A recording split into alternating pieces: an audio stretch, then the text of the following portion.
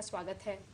आज हम 21वीं सदी में जी रहे हैं और देश तरक्की की राह पर है। एक तरफ आलीशान इमारतें, चमचमाती सड़कें, गाड़ियां, प्रति व्यक्ति आय में हरियाणा नंबर 1 का आंकड़ा, और दूसरी तरफ एक बड़ा तबका ऐसा है जो उपेक्षा का शिकार है और अभी भी मुख्य धारा में शामिल होने के लिए संघर्ष कर रहा है। सरकार इस बड़े तबके के लिए तमाम योजनाएं बना रही हैं, नीतियां बना रही हैं, लेकिन ये सरकारी योजनाएं आखिर कितना उन तक फायदा पहुंचा रही हैं, कितना उनकी भलाई कर रही हैं, इसी पर आज चर्चा करेंगे। और आज हमारे साथ इस चर्चा में शामिल हो रही हैं हरियाणा की समाज कल्याण मंत्री श्रीमती गीता भुक्कल जी।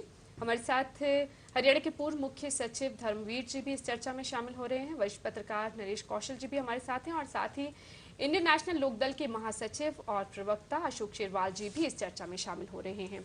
सबसे पहले तो शुरुआत शेरवाल साहब आप ही से करना चाहूंगी। तमाम योजनाएं हरियाणा सरकार चला रही है और अभी काफ़ी बिल माफ़ किए गए हैं अनुसूचित जाति और पिछड़ा वर्ग के लिए, तमाम कल्याणकारी योजनाएं। आपको लगता है कि ज़मीनी स्तर पर ये योजनाएं काम सही ढंग से कर पा रही हैं?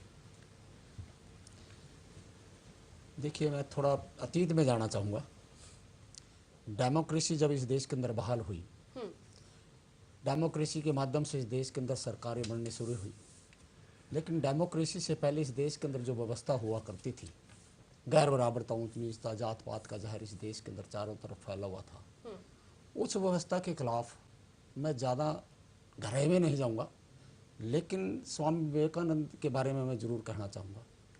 120 साल पहले उन्होंने अपने घर बार छोड़ करके मोक्ष प्राप्ति के लिए घर बार छोड़ करके जंगलों में गए, लेकिन जब इस देश के अंदर घूमे और देश के अंदर घूम घूम करके इस देश की व्यवस्था को देखा, गैर बराबरता, ऊंच नीचता, जात पात का जहर, गरीबी, भुखमरी इस देश के अंदर जब उन्होंने अपने नज़रों से देखा, तो उन्होंने मोक्ष प्राप्ति का अपना मन त्याग करके उन्होंने गरीबों की सेवा के लिए पूरा जीवन लगाने के लिए मन बनाया। और उन्होंने ये कहा उस समय 120 साल पहले कि मैं अब सत्यनारायण की पूजा ना करके मैं दरिद्र नारायण की पूजा करूंगा, मैं गरीबों की सेवा करूंगा। और बाद भी तमाम काम मेरी बात में मैं अपने उसी बात पे आऊंगा जो आपने मेरे को कहा है। तो उसके बाद उन्होंने यहां तक कहा है उस व्यवस्था को देखते हुए कि जो साधन संपन्न लोग हैं इस देश के अंदर, साधन संपन्न होने के नाते वो गरीबों के लिए कुछ भला करें, गरीबों के लिए कुछ काम करें, और यदि वो उन गरीबों के लिए यदि काम नहीं कर सकते, उससे बड़ा देशद्रोही नहीं हो सकता। ये स्वामी विवेकानंद जी का वक्तव्य है उस समय का, 120 साल पहले जो इस देश के अंदर व्यवस्था हुआ करती थी। उसके बाद बाबा साहब भीमराव अम्बेडकर ने स्वामी विवेकानंद जी की बात को लेकर के इस देश के अंदर जो व्यवस्था थी, उन्होंने 3 मुख्य बिंदु के ऊपर काम किया: सामाजिक परिवर्तन, आर्थिक मुक्ति और सामाजिक चेतना। क्योंकि जितना भी डाउन टाउन लोग था, गरीब दबा कुचला समाज था, मैं कहना चाहूँगा एक वर्ण व्यवस्था में ये देश बटा हुआ था, आज भी है, लेकिन छूत अति छूत नाम से जो जाने जाते थे, उनके बारे में जिस प्रकार से जो व्यवस्था इस देश के अंदर रही, उसके बारे में बाबा साहब भीमराव अम्बेडकर ने जो संघर्ष किया, और उन्होंने कहा इस देश के अंदर सामाजिक परिवर्तन आना चाहिए, आर्थिक मुक्ति होनी चाहिए, संविधान में और तमाम प्रावधान किए गए और तमाम बाबा साहब उनके भीमराव कल्याण के अम्बेडकर लिए ने योजनाओं की बात की गई। बिल्कुल की गई। मैं उसी बात पे आना चाह रहा हूँ। तो आज नीतियाँ डेमोक्रेसी के माध्यम से जो सरकार बन रही है, मेरा कहने का मतलब ये है कि उस समय डेमोक्रेसी से पहले इस देश के अंदर ना किसी के वोट से सरकारें बन रही थी। स्वामी विवेकानंद ना राजा बन रहे थे, ना मुख्यमंत्री बन रहे थे, लेकिन उन्होंने गरीबों के बारे में सारा जीवन अर्पित किया। लेकिन आज गरीबों के माध्यम से, दलितों के माध्यम से, उस डाउन टाउन लोगों के माध्यम से, अपनी उनकी वोट के माध्यम से आज सरकारें बन रही हैं। ठीक है, आज सरकारें बन रही हैं तो उनके माध्यम से सरकारें बन रही हैं, तो उनके माध्यम से आज सरकारें नीतियां बना रही हैं। तो आज जो डाउन टाउन लोग, यदि उनके लिए सरकारें नीतियां बना रही हैं, तो वो कोई खराद नहीं बांट रहे, वो अपना अधिकार मुख्य धारा में जुड़ने के लिए अपना अधिकार उनका अधिकार बनता है। देखिए, शुरुआत में शेरवाल साहब मैंने यही कहा कि उन्हें मुख्य धारा में शामिल करने के लिए सरकार योजनाएं बनाने की बात मुद्दा ये है कि ये योजनाएं आखिर उन तक कितना फायदा पहुंचा रही हैं और कितना उनकी भलाई कर पा रही हैं। देखिए, किसी भी समाज के लिए उन्नति प्रगति के लिए, यदि किसी समाज को उन्नति पे ले जाना है, प्रगति पे ले जाना है, उसका उत्थान करना है, 2 चीज़ें अहम भूमिका होती है। नंबर वन, सबसे पहले उसकी सुरक्षा, किसी भी समाज की सुरक्षा। नंबर दो, उसकी शिक्षा। क्योंकि एक संस्कृत के अंदर श्लोक है, मैंने पढ़ा था, विद्यम ददाति विनयम, विनयम ददाति पात्रताम, पात्रतम ददाति धनम, धनम ददाति सुखम।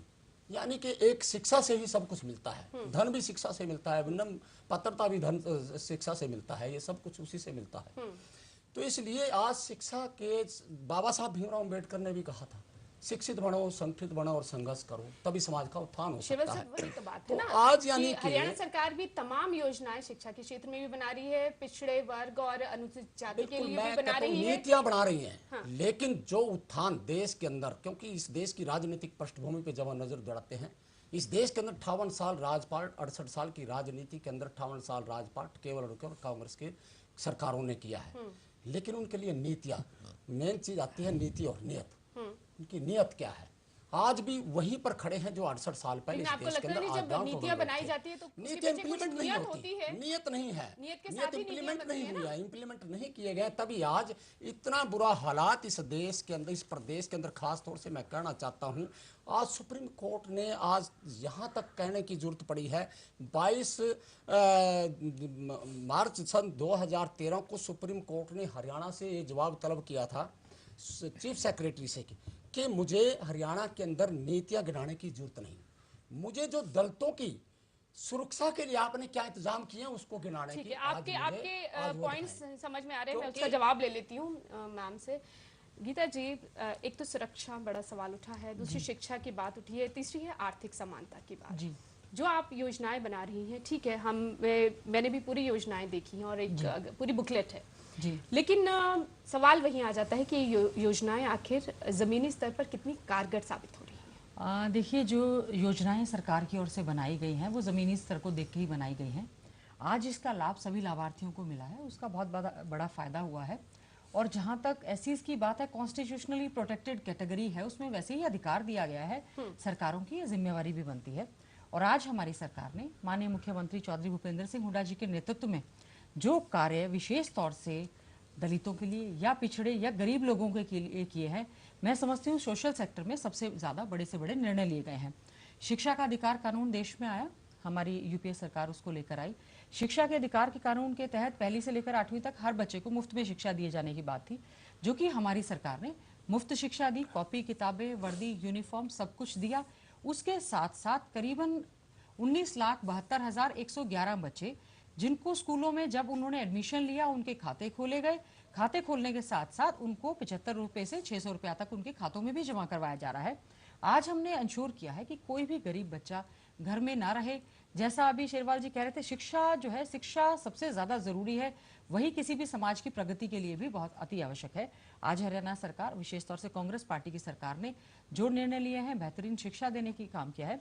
मुफ्त में शिक्षा के साथ साथ स्टाइपेंड स्कॉलरशिप में अनुसूचित जाति और पिछड़ा वर्ग की हालत सुधरी आपकी बहुत सरकार के कार्यकाल के दौरान? जी जी, बहुत ज़्यादा सुधरी है। और अगर मैं शिक्षा के क्षेत्र में बात करूं, स्वास्थ्य के क्षेत्र में बात करूं, उनकी ओवरऑल डेवलपमेंट की अगर मैं बात करूं, एक गरीब के पास रहने के लिए जगह नहीं थी। 100 गज के प्लॉट का सपना अगर किसी ने देखा, चौधरी भूपेंद्र सिंह हुड्डा जी ने देखा। आज 3,84,100 गज के प्लॉट गरीब लोगों को मिल चुके हैं, उसमें चाहे दलित है, पिछड़े हैं या गरीब लोग हैं, उनके लिए नीतियां बनाई गई। 100 गज के प्लॉट के साथ साथ अंबेडकर आवास योजना, जिसमें हम 50,000 रुपया मकान के लिए, 10,000 रुपया रिपेयर के लिए देते हैं, लाखों के हिसाब से लोगों को वहां पर लाभ मिला।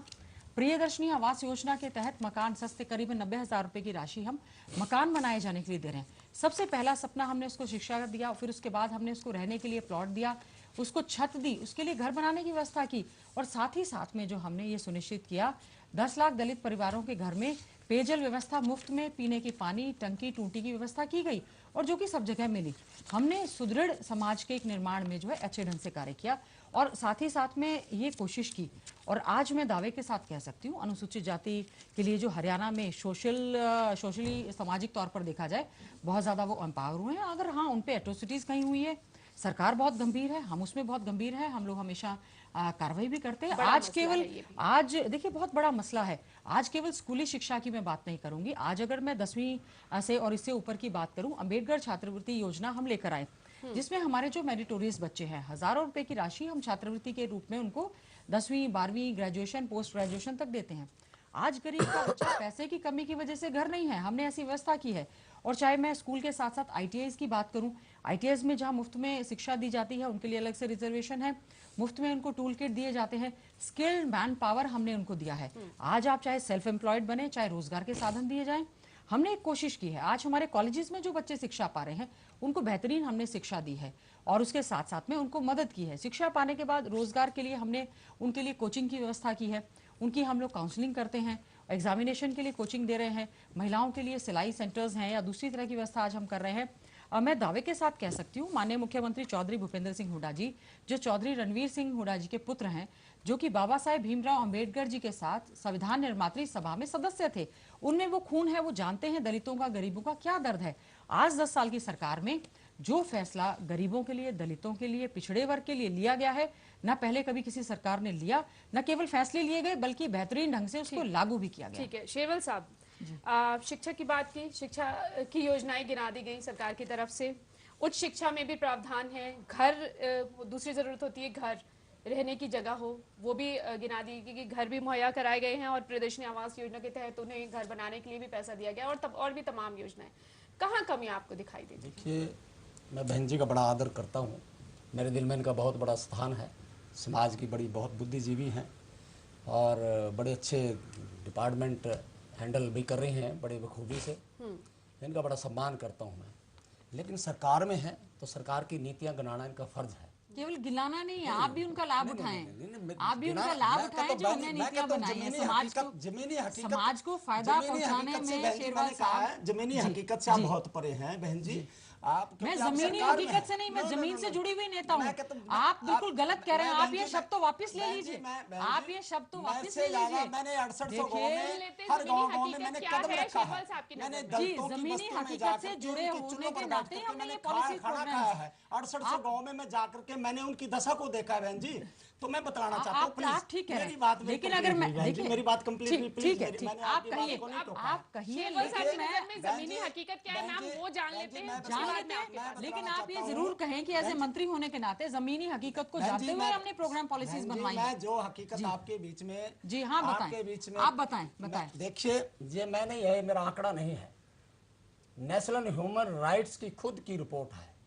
उन्होंने खुद सर्वे किया कि जो ह्यूमन राइट्स का सबसे ज्यादा यदि कोई उल्लंघन, सबसे ज्यादा कोई रिकॉर्ड सबसे ज्यादा खराब है देश के अंदर तो सिर्फ हरियाणा के अंदर है। ये मैं नहीं कह रहा हूँ, ये रिकॉर्ड बोलता है, ये मेरे पास रिकॉर्ड है। दूसरी बात, मैं यदि पूरा चिट्ठा निकालना चाहूं तो ये है जो दलितों के ऊपर इतने केस, आज बहन बेटियों की इज्जत सुरक्षित नहीं है। आज किस प्रकार से मिर्चपुर कांड हुआ है, आज डाबड़ा विलेज के अंदर किस प्रकार से, इसी प्रकार सालवन कांड हुआ है। दलित शक्ति का आज हरियाणा एक इंतजार कर रहा है कि दलित शक्ति उभर करके कोई ना कोई आए। इसी प्रकार से मैं कहना चाहता हूँ, कैथल की घटना है, 450 लोगों को उजाड़ा गया वहां पर। इसी प्रकार भवानी के अंदर दलित आपकी है जी, सभी की सब, ये सारा रिकॉर्ड आपके ये सारा का सारा जींद में दलित के साथ बलात्कार है, पूरा का पूरा चिट्ठा मेरे पास है। कोई आज बहन बेटियों की इज्जत सुरक्षित नहीं है। आज मैं कहता हूँ क्राइम रेट इतना बड़ा है, का मुद्दा उठाया, बिल्कुल सुरक्षा आज सुरक्षित नहीं है। आज दलित हरियाणा प्रदेश के अंदर सुरक्षित नहीं है। मैं उसी बात पे आ रहा हूँ, प्लीज मेरी बात पूरी हो जाने दो, प्लीज मेरी बात अभी पूरी नहीं हो, प्लीज। अभी मैं कहना चाहता हूँ, आज SC/ST का कमीशन, आज SC/ST का जो सेंटर के अंदर जो कमीशन है, PL पूनिया जी उनके कमीशन यानी कि कमिश्नर थे, वो हरियाणा प्रदेश के अंदर यहाँ पर आकर के सर्वे करते हैं, आकर के देख करके जाते हैं और वो खुद कहते हैं, ये हमने नहीं बोला है, उन्होंने कहा कि हरियाणा प्रदेश को तो बलात्कार प्रदेश नाम रख देना चाहिए। ये दलित, हमारी दलित बेटियों के साथ ऐसा होता है। यही सुप्रीम कोर्ट की मैं बात दोहराना चाहता हूँ। सुप्रीम कोर्ट ने यहाँ तक कहा है कि हरियाणा प्रदेश के अंदर दलित होना पाप है। सुप्रीम कोर्ट ने बोला है, मैं नहीं बोल रहा हूँ। एक मिनट ठीक है, सुरक्षा का मुद्दा वो खुद कह रही हैं और वो ये भी कह रही हैं कि उत्पीड़न के मामले हैं, हम मान रहे हैं और उस पर नजर है, लेकिन उत्पीड़न का मामला आज मैं आपसे बात कहना चाहती हूँ।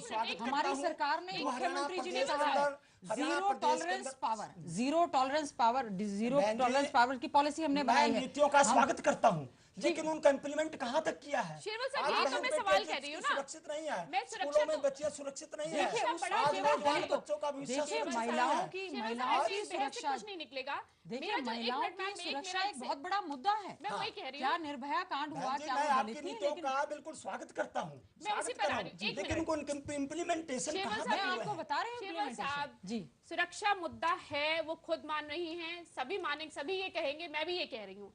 लेकिन मेरा एक सवाल ये है कि जो शिक्षा संबंधी, जो आवास संबंधी और जो और तमाम योजनाएं हैं, आपको लगता है उससे कुछ फायदा हुआ है? देखिए, शिक्षा का जहाँ तक सवाल है, आज हमारी बहन बेटियां जब स्कूल के अंदर जाती हैं, मैं कितने ही केस में आपके बीच में दिखा सकता हूँ, गिना सकता हूँ।